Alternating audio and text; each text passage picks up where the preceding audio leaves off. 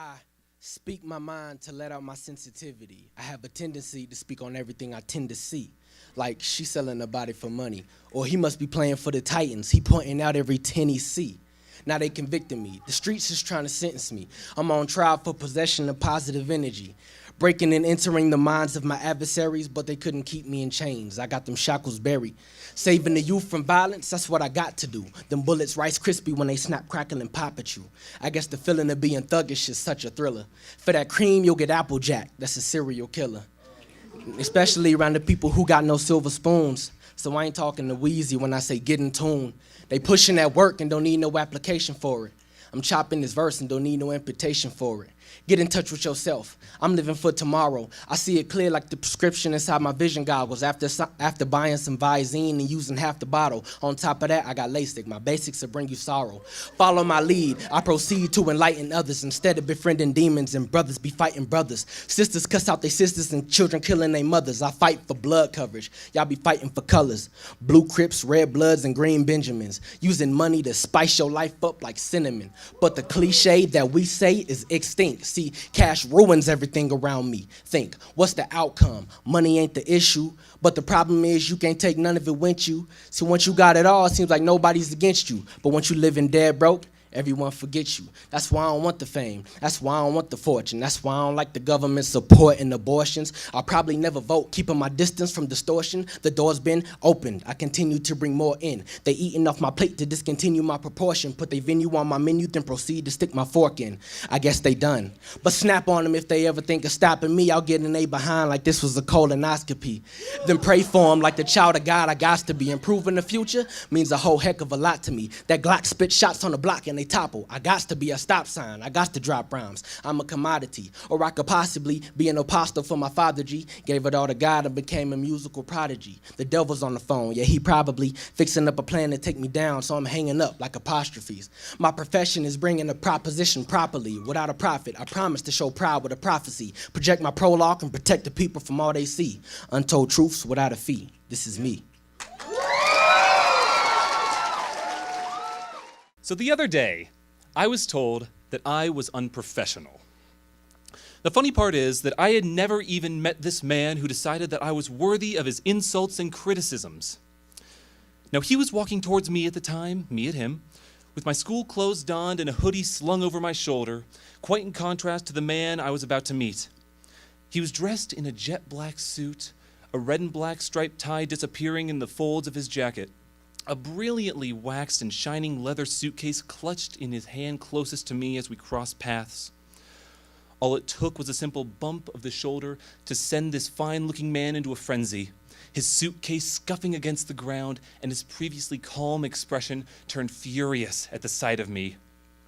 He thrust out with a scrawny finger, our faces inches apart, as he began to speak. "Now, what do you think you're doing, boy? Do you have any idea how expensive this ensemble is? If you did, you would have thought twice before bumping into me. So you better start thinking twice with what the drugs haven't already killed off and straighten your pathetic little self out, because right now, you're looking pretty unprofessional." Now, I may still be relatively new to this world and looked down on because of my age, but I know stupid when I hear it. Speaking words so harshly to someone he's never known before, to judge me because of the way I like to dress, to walk, to live. It's disrespectful, pompous, and inconsiderate. But insults have only ever granted temporary gain and satisfaction, and thus is the case to date. Anger facing composure in a battle of the wits rather than resorting to physicality, eyes tearing holes through to the mind in a fruitless attempt to probe any further than skin deep. The silence closing in is simply deafening. A cacophonous symphony of rustling leaves and tumbling breezes, followed by an ear-splitting ruffling of a wrinkled shirt. Now, my good man, I do believe you've mistaken me for someone else. But in the off chance that your fading vision and dilapidated hearing hasn't betrayed you, allow me to set a few things straight between us. Yes, I may look filthy and unkempt. My shirt's a mess, and my pants are a size too big for me. Oh, a travesty, I know. But I am who I am, despite who you may think of me. So I will continue to wear my crumpled shirt. I may even drop my pants below my thighs while I strut around with my stylishly small yet horrendously useless backpack. If I have to dress in a suit, slick my hair back with motor oil, and keep an unblinking gaze to pass as professional to someone who's decided to point out shortcomings even your fake-ass toupee could tell were false, well, maybe I'm not the unprofessional one here.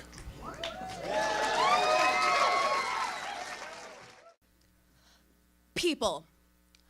People are so wrapped up in their own silly worlds. People are beginning to forget how to empathize and to realize what is going on in this cruel world we live in. Day after day, second after second, all you hear about is death.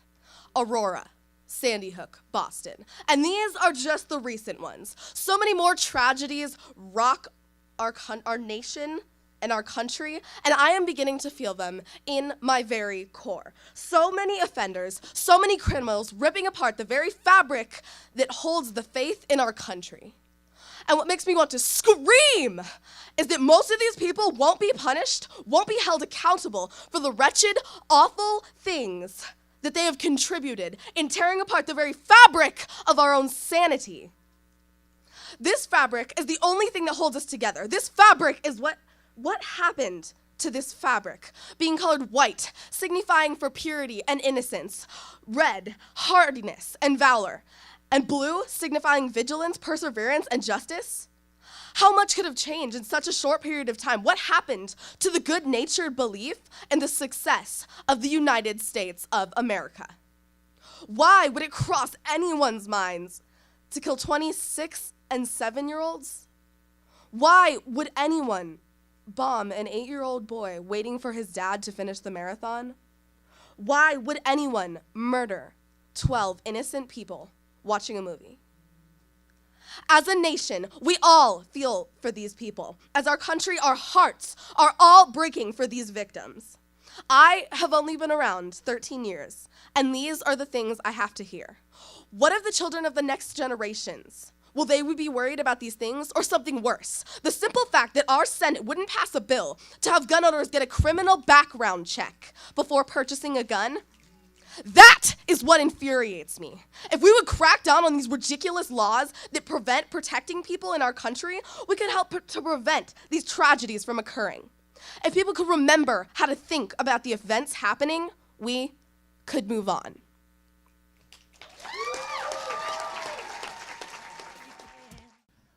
Society lied to me. They told me my life would have a variety, the spoils of happiness and riches. Reality, no love, just stitches. I woke up and I saw it with my own eyes. The Oreo isn't so sweet without the white.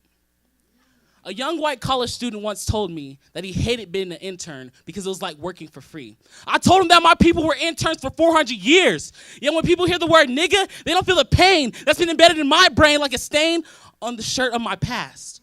Meanwhile, my peers ditch class, do drugs, and drink beer. I know it's not what you people want to hear, but it's the truth. And the truth hurts. Like a family who loses their father over a misunderstanding. Young cats feel that society is demanding, that they pull out the steel and kill because they have no other choice. And then they're hunted by the noise. Pop, pop, pop. We're drained by the pain felt by the mother who has to tell her 2 children that their father is no longer with them. Then it hits them. This family has been dealt a bad hand. Unjust, unfair, awkward like that creepy stare between that criminal and the family whose father is no longer near. Yet, so many of us are so unaware that we're so close to progress, but fairy tales are not found here. It rattles my mind like when it rattles my head like when the news said 7 were found injured and 5 others found dead. Am I potentially set up to fail by a society that's neither friend nor foe? Why others are so gifted and others are not, I'll never know. Why a man can shoot a young black boy for wearing a hood and call self-defense is society's way of saying they run the show. It baffles me how people are worth more to our world dead than alive, or how you can strive so hard to be the best, but like that little minus in the top left corner of your PC, you get minimized. Only infinite days can tell if my society will change, but until that day, my society is AKA insane.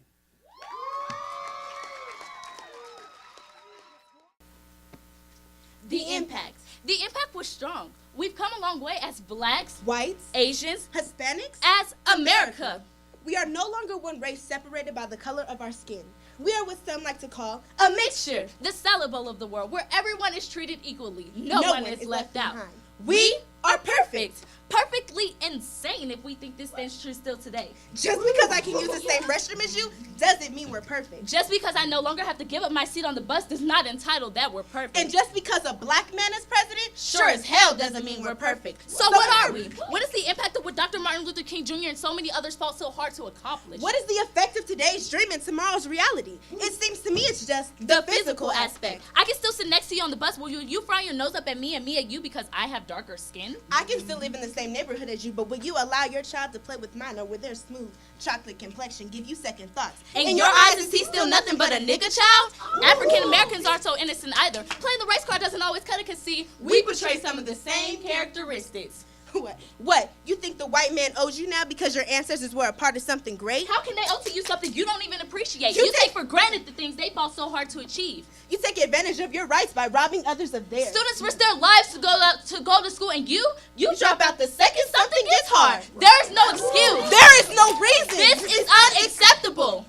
We as a culture, as cultures, as people, we need to make a stand for a greater impact. But the question still rises. What is the impact? The impact is a mental game, a game that we not only play within our own cultures, but with others as well. The impact is being able to have different color friends, not worrying about judgment. The impact is being noticed, not being accepted into a school because they need a certain percent of minorities, but because you fought hard to achieve greatness. You fought for something you believed in, just as Dr. King and all the other amazing people did to bring us together, did once before. Yes, this great American mixture is the impact.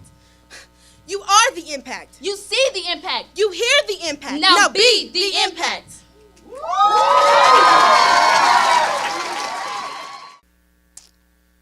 To the girl I'm falling for, who hides behind shades of blue. Lavender, the smell of her body, personality so godly, an emotional masterpiece creeping closer and closer to my heart. A beautiful nightmare, wanting to kiss you sacredly. Your lips, probably the taste of brown sugar. In the words of Sihon and James, now I'm definitely not a love poet, but looking at you gave me something to write about. Luscious braids shape your Hershey skin, surrounded by all this rough, and I'm just trying to dig you out because I want to synchronize my breathing patterns with hers so I can take her to a place where teenage love is found. I want to text her all night even though she falls asleep on me type thing. I want to bathe her mind with gentle kisses of only me type thing. Shower her with more than diamonds but compliments. I've written books of poems hoping you'll jump out and settle for my love. I'd write symphonies that don't compare to your smile. And I always melt right in front of you like an ice sculpture when you talk to me. And when you say with your Texas accent, boy, you crazy. I'm like, baby. Ooh.